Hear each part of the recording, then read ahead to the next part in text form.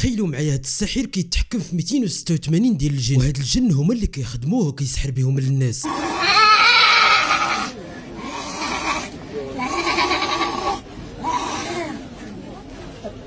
لدرجه انه سحب حتى الماتش ديال الكره اللي كنتفرجوا فيه، وعطانا اسرار ديال المشعوذين كيفاش كيسحروا للناس، وإلا سحروا ليك شنو خصك دير.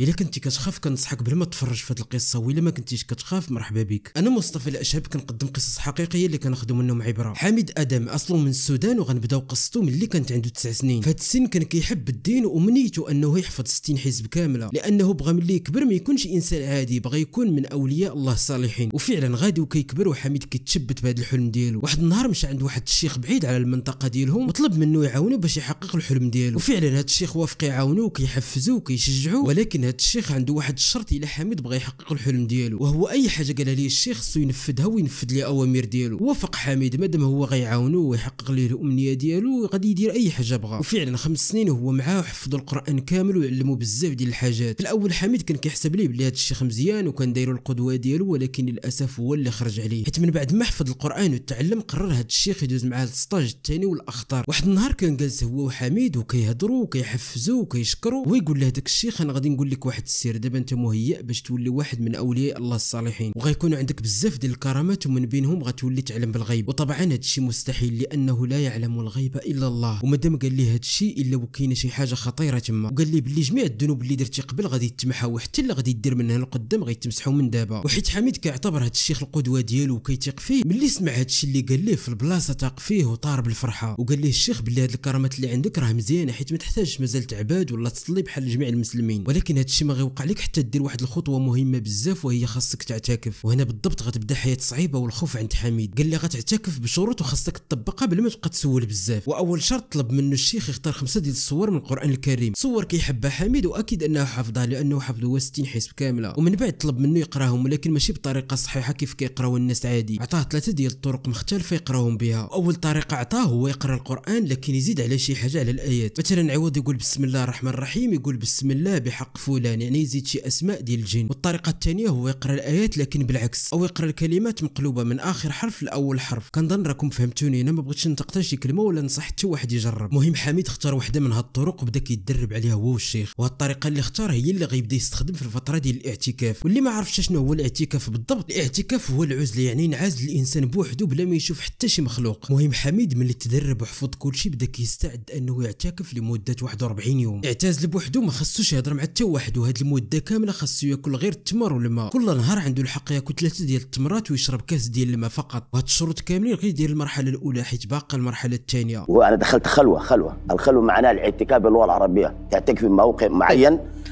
ذكر معين، وتصل مرحله من المده. يعني مثلا انا اعتكفت، اول اعتكاف لي كان 41 يوم في خلوه وحدي، اكل تمره، كوبايه بتاعت شاي فقط في اليوم 3 مرات، ما فيش اكل ما في شراب، واذكار معينه تدق لها في القران، تختار بدك القران من البقره للناس، انا قرينا القران بديك من البقره، اختار من الاذكار دي ايه او سوره. مشى حميد يعتكف في واحد المغاره في الجبل المنطقه ديالهم، ومسموح ليه ياخذ غير الماء والتمر وواحد الفطار صغير. هاد الفطار من بعد غنقول لكم اش غيدير به. واول ليله ديالو تما بدا كينفذ في الطرق اللي عطاه الشيخ، واول حاجه بدا بها هي بدا كيصلي بلا ما يلبس والو، بلا حتى حاجه، كيصلي عريان بلا ما يلبس والو. اللي كان كيدير هاد الشيء كان مصدوم من راسه، ولكن تفكر الشيخ من اللي قال ليه بلي هاد المرحله صعيبه وخصك تمالك راسك وما تخافش، حيت هاد 41 يوم كامل اللي غدوزها في العزله اي حاجه كتخاف منها قبل ما تدخل هي غتطلع لك. وهاد الشيء غيكون اختبار القوه ديالك، الا ما صبرتيش وزيرتي راسك غتصاب بالجنون وغتحماق وغتصدق خاسر الدنيا والاخره، والا تحملتي وصبرتي غتوصل داك الشيء اللي بغيتي وغتولي والي. وعريان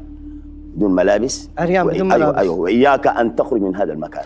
هذه بدايه المشوار، هذا بدايه المشوار عشان تخش للعالم الاخر. طيب مني قال لك راح سوي الشيخ اللي قال لك روحوا. غدا الايام كدوز على حميد يوم بعد يوم، كتصعب القضيه وقهر الجوع، ولكن ما عنده ما يدير الا انه يصبر لان الانسحاب ممنوع. وهنا حميد بدا كيتخلع بسبب واحد الحشره سميتها 44 كانت كتخرج ليه بواحد الشكل كبير بزاف وكتخلع. وهنا حميد ما كيبغيش يبين الخوف ديالو وكيصبر بزز منه، حيت غادي غير يتحرك من بلاصتو غادي يتاذى ويجيبها في راسو. دازت ايام وهو صابر وكيدير حوايج خايبين في هذه المغاره، حتى وصل النهار الاخر 41 يوم من الاعتكاف، وبان ليه واحد الجن، واخا ما بغيتش نقول سميتو ولكن غنقولها لاني موضي الحمد لله ومحسن راسي. هذا الجن هو مالك الجن كلهم، سميتو سهسهوبي. الوظيفه ديالو هو ينفذ الاوامر ديال حميد ويطيع طاعه عمياء. هو جن عملاق وتخلع منه حميد وقال لي بلي راه نجحت في الاختبار وليتي والي صالح. وهاد اللحظه حميد ملي شافو طلع عينو للسما، شاف فيها شي حروف عبارات كبار لكن ما مفهومينش. عقلتو على الدفتر اللي قلت لكم جابوه مع حميد في الاول. قال لي هاد الجن غتجبد هذاك الدفتر وتكتب فيه هاد الحروف كاملين اللي كيبانوا لك في السماء. وقال لي هاد الحروف مهمين بزاف وهما اللي غتستعمل في الطلاسيم والحجابات اللي غدير للناس. وهادشي اللي كتشوفوا قدامكم هو جزء من داكشي اللي كتب حميد في الدفتر. طبعا خبيت شويه منهم وبدلت شي حاجه باش حتى واحد ما يستعملهم في شي حاجه. المهم بهاد الاحرف والرموز حميد ولا قادر يفرق الناس ويشوههم بالاسحار. المهم خرج من الاعتكاف اللي كان فيه ورجع لدارو باش يبدا خدمته. اي حاجه طاحت لكم على بالكم ولا كيديرها. تخيلوا معاه وصل لاصعب مرحله وهي ولا كيتحكم في 286 ديال الجن وكلهم تحت يدو كيخدموا اي حاجه قالها لهم كيديروها. وكان وقت ما كيبغي يزيد جنون اخرين على هذا العدد كان حميد كيدير شي حاجه ثاني فيها الشرك بالله وكيزيدهم. مثلا كيدخل معاه القران الطواليت كيقطعو وكيتمشى عليه استغفر الله العظيم، ولا كيدير عليه شي حاجه بلا ما نتعمق لكم بزاف راكم فهمتوا استغفر الله العظيم. وهذا العالم اللي دخل ليه حميد هما مراتب، واعلى رتبه هما 4 متساويين سميتهم الاقطاب الاربعه، وهما نفسهم الجهات الاربعه يعني الشمال والشرق والغرب والجنوب. والساحر اللي كيوصل للرتبه العاليه بزاف كيولي واحد من الاقطاب الاربعه وكيسميوه قطب وكيكون مسؤول على جهه من هاد الجهات بحال يتكلف على جهات الشمال كلها. وحميد كيدير اللي في جهده باش غير يولي مسؤول على شي جهه معينه. واي جن كيبان لحميد كيطلب منه حاجه اكثر باش يطلع لمرتبه اكبر. ومن بين الاشياء اللي كيطلبوها منه هو يجيب حيوان يذبحه لكن ما يذكرش اسم الله. مثلا يقول هذه على فلان اي الجن اللي طلبها منه. وكيطلبوا منه ما يصومش وما يصليش صلاه العصر ويصلي الصلوات كاملين بلا وضوء. قال لي ما تصوم رمضان، ما تصوم رمضان، ما تصوم رمضان ممنوع. طيب الشرط الثاني قال لي مثلا ما تصلي صلاه العصر. الشرط اللي بعده قال لي ما تصلي بالناس امام. الشرط الثالث الرابع قال لي تصلي بدون وضوء، يعني ما تمشي الحمام ما تقول شيء تجي تقول انا توضيت ولا تبلبل كده بدون وضوء بدون قرايه بدون اي شيء، تصلي بدون وضوء. شروط كثيره. تسب الله، تسب الله. سب الله والله سب كان يوريك تقول شنو. سب الله سبحانه وتعالى. كيف اسب الله؟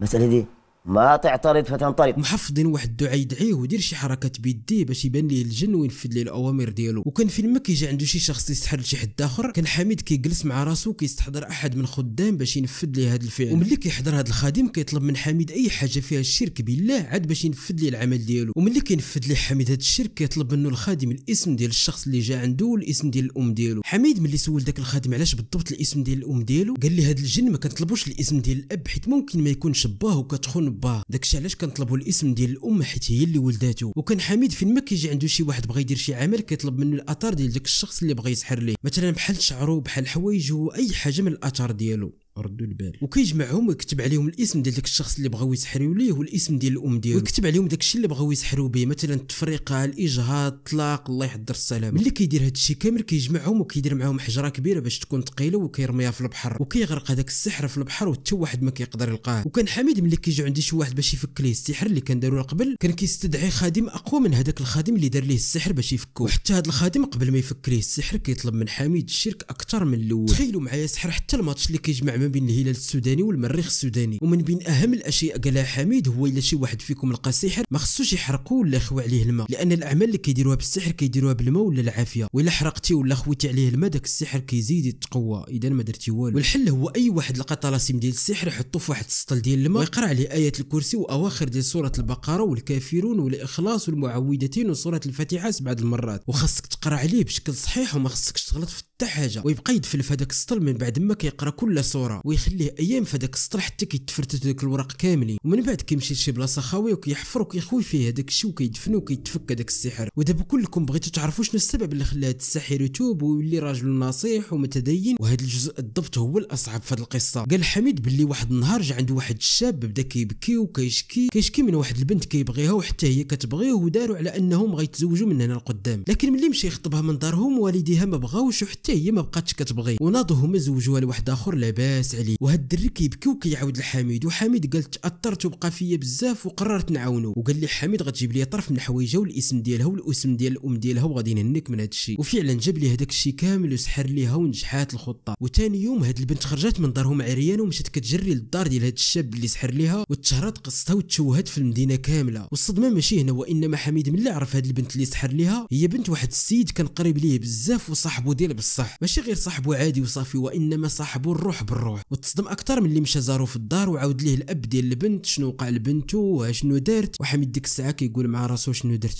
انا هو السبب. وهنا بدا كيحس بتأنيب الضمير، وخصوصا ملي عرف باللي هاد بنت صاحبه. وهنا حميد قال ليه كنوعدك باللي غادي نفك ليه هاد السحر، ولكن بلا ما يقول ليه باللي راه هو السبب. وكانت هذه اخر عمليه دارها حميد، وقرر انه يعتزل. من بعد 17 سنه ديال السحر حميد قرر انه يتوب ويبعد على السحر. وكان هذا القرار بالنسبه ليه صعيب بزاف، لانه 286 ديال الجن اللي كان كيتحكم فيهم ولاو كيهددوه وغيعذبوه في حياته ويخلوه فقير حياته كامله، لان 17 سنه ماشي سهله. حتى ولا واحد من هذوك الاقطاب اللي كلا في الاول، لكن هو تاب ديما كيحسن راسو وكيقرا القران ما عمرهم اداو. وقال باللي بسبب الوضوء والتحصين ما قدروش ياديو. ملي تاب ولا كينصح الناس والسحره باش يتوبوا ويخليوها الطريق. يوم من الايام ورا ما تاب جات عنده واحد السيده كتشكي وكتبكي ليه، قالت لها الشيخ حميد انا مشيت للعمره 2 ديال المرات لكن ما عمري قدرت نشوفها، كنطوف بحالي بحال الناس لكن ما كنشوفهاش. بقى كيهضر معاها وكيسولها وكيدي معاها وكيجيبها في الهضره. في الاخير عرفها باللي كانت سحرات لواحد السيده صاحبتها، لانها هي كانت كتبغي الزوج ديال صاحبتها قبل ما تتزوج. خلاها هي ومشات تزوج بصاحبتها، وهي ناضت سحرت لها باش تنتقم منها. شوف معايا العقل كيدير. وهنا قال لها حميد شنو درتي وشنو درتي، سيري جبد هذاك السحر ووراها شنو غتقرا وشنو غدير عليه. وفعلا مشات جبداتو وفسخاتو ومشات للعمره للمره الثالثه، واخيرا قدرت تشوفها. يعني اي واحد اذى خوه المسلم وسحر ليه عمرو يحلم بشي نهار ابيض. حميد ملي تاب تفرجوا فيه ملايين ديال الناس وكيوعيهم وكينصح الشباب بالخطوره ديال هذا السحر والسحاره، لان حميد دوز 17 سنه في هذا العالم وعارف الخبايا والاسرار ديالو. انا دابا كنتخيل غير شحال من واحد سحروا في هذه المده وشحال من واحد عانى ومات بسبب السحر ديالو. ها هو دابا تاب، وهذوك الناس اللي سحر لهم وما سمحوش ليه واش قدر ربي يسمح ليه؟ وانتم واش عمركم تعرضتوا للسحر؟ واش غتسمحوا هذا اللي سحر لكم؟